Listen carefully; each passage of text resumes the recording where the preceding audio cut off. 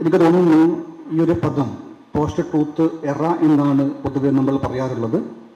സത്യാനന്തര കാലം ഈ ഒരു വേർഡ് ആദ്യമായിട്ട് യൂസ് ചെയ്യുന്നത് 1992 അത് സെർബിയൻ അമേരിക്കൻ എഴുത്തുകാരനായിട്ടുള്ള സ്റ്റേവ് ടെസിക്കാണ് അത് ആദ്യമായിട്ട് ഉപയോഗിക്കുന്നത്.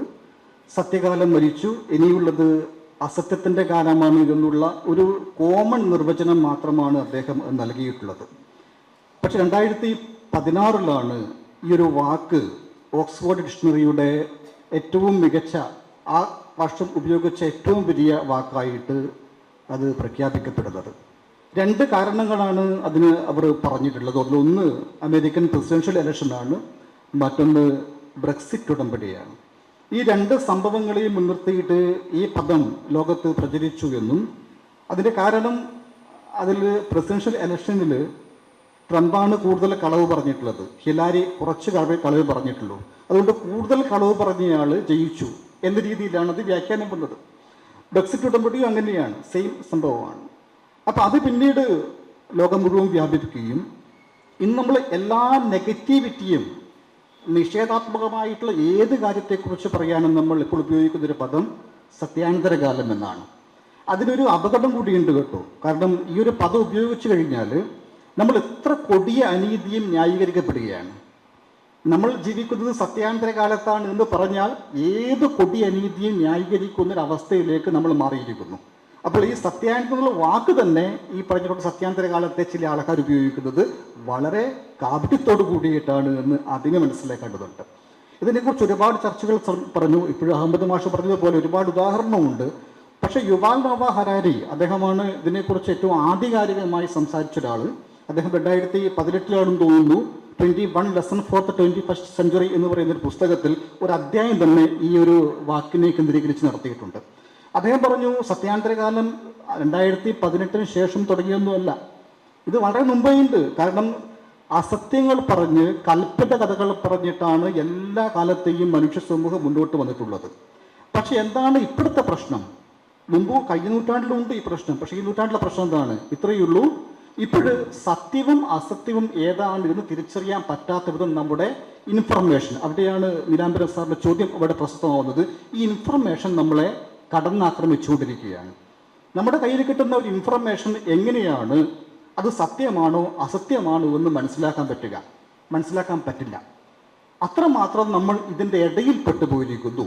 ഇപ്പോൾ കഴിഞ്ഞ നൂറ്റാണ്ടിൽ ഹരാരി പറയുന്ന ഒരു ഉദാഹരണം, റഷ്യയിൽ സ്റ്റാലിൻ ചെയ്തിട്ടുള്ളൊരു കാര്യം അദ്ദേഹം സൂചിപ്പിക്കുന്നുണ്ട്. അദ്ദേഹം പറഞ്ഞു, അദ്ദേഹം ചെയ്തത് ഒരു പെൺകുട്ടിയെ അടുത്തിരുത്തിയിട്ട് ഒരു ഫോട്ടോ എടുത്തിട്ട് അദ്ദേഹം ഈ റഷ്യ മുഴുവനും പ്രചരിപ്പിച്ചു. അതിൻ്റെ അർത്ഥം ഇത്രയേ ഉള്ളൂ, ഈ സ്റ്റാലിൻ്റെ കാലത്ത് ഏറ്റവും സനാതനമായിട്ടുള്ള ഭാഗ്യമാണുള്ളത്, കുട്ടികൾക്കൊക്കെ വളരെ സന്തോഷമാണ് എന്നാണ് അതിൻ്റെ ചിത്രം പ്രചരിപ്പിച്ചിട്ടുള്ളത്.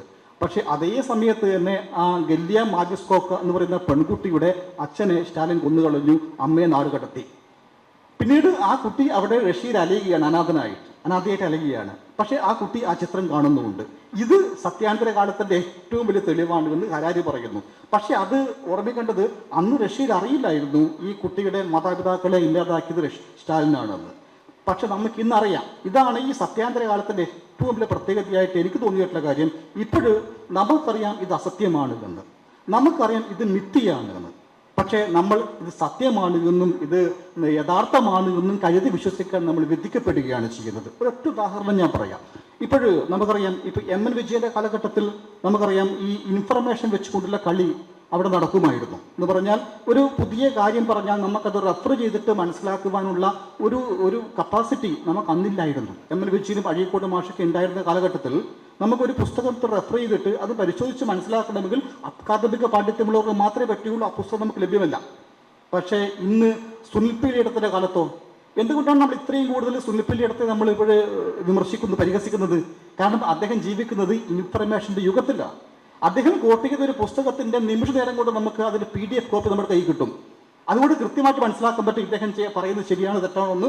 ഏതൊരാൾക്കും, അതിന് വിദ്യാഭ്യാസമാണൊന്നുമില്ല, ഒരു 2ാം ക്ലാസ് പഠിക്കുന്ന കുട്ടിയായാലും ഇത് ചെക്ക് ചെയ്യാൻ പറ്റും. ഈ ഒരു വിപ്ലവം, ഈ ഇൻഫർമേഷൻ സംഭവിച്ചിട്ടുള്ള വിപ്ലവമാണ് സത്യാന്തര കാലത്തിൻ്റെ ഏറ്റവും വലിയ പ്രത്യേകതയായിട്ട് എനിക്ക് തോന്നിയിട്ടുള്ളത്. അതുകൊണ്ട് ഈ പറയുന്ന പുതിയ ബുദ്ധിജീവികൾക്കൊന്നും അത്ര അടുത്തൊരു സ്റ്റെപ്പ് ഒരു ക്ലച്ച് കിട്ടുന്നില്ല ഒരു പറയുന്ന കാര്യങ്ങളൊക്കെ. അതുകൊണ്ടാണ് സുനിപ്പിൽ എടുത്തുകൊണ്ട് ഞാൻ അദ്ദേഹത്തെ മാത്രം ഒന്നുന്നത്, അദ്ദേഹമാണ് ഏറ്റവും കൂടുതൽ നമ്മുടെ ഈ കാലഘട്ടത്തിൽ ഈ പറഞ്ഞിട്ടുള്ള ഭൗതികമായിട്ടുള്ള കലക്കം നമ്മൾ സമൂഹത്തിൽ ഉണ്ടാക്കിയിട്ടുള്ള ആള്. അത്രമാത്രം വ്യാജമായിട്ടുള്ള ആഖ്യാനങ്ങൾ ചമച്ചുകൊണ്ട് മലയാളിയെ ഈ ജമാഅത്തെ ഇസ്ലാമിയുടെ പാതയിലേക്ക് നയിച്ചിട്ടുള്ള ഒരാളാണ് സുന്നിപ്പി ലീഡർ. അതുകൊണ്ട് അദ്ദേഹത്തിന്റെ പുസ്തകങ്ങൾ മുഴുവൻ പ്ലേജറിസത്തിന്റെ ഭാഗമാണ്, കോപ്പിയാണ് എന്ന് ആരോപണം വന്നപ്പോൾ അദ്ദേഹം മിണ്ടിയിട്ടില്ല. പകരം അദ്ദേഹം സച്ചിദാനന്ദനെയും കേശവ വെളുത്താട്ട് തുടങ്ങിയിട്ടുള്ള ചരിത്രകാരനെയൊക്കെ വെച്ചുകൊണ്ട് അദ്ദേഹം ന്യായീകരിക്കാൻ വേണ്ടി ശ്രമിച്ചു. പക്ഷെ അതൊക്കെ പൊളിഞ്ഞു പോയി. വേറെ കാര്യം, അദ്ദേഹം ജോലി കിട്ടിയത് പോലും അസാമാനികമായ മാർഗത്തോടു കൂടിയാണ് എന്ന് തെളിയിക്കപ്പെട്ടു. എന്നിട്ട് പോലും ഓർമ്മിക്കണം, ഈ സുൽപ്പിയുടെ വ്യാജനാണ് എന്ന് കൃത്യമായിട്ട് അരിയാഹാരം കഴിക്കുന്ന എല്ലാവർക്കും അറിയാം. പക്ഷെ ഇപ്പോഴും നമ്മൾ അദ്ദേഹം ബുദ്ധിജീവിയായിട്ട് കാണുന്നു. ഇതാണ് സത്യാന്തര കാലത്തിന്റെ പ്രത്യേകത. നമുക്കറിയാം വ്യാജമാണ് എന്ന്, പക്ഷേ ഒറിജിനലാണ് എന്ന് കരുതി വിശ്വസിക്കാൻ നമ്മൾ വിധിക്കപ്പെടുകയാണ്. ഇത് മുമ്പുണ്ടായിട്ടില്ല.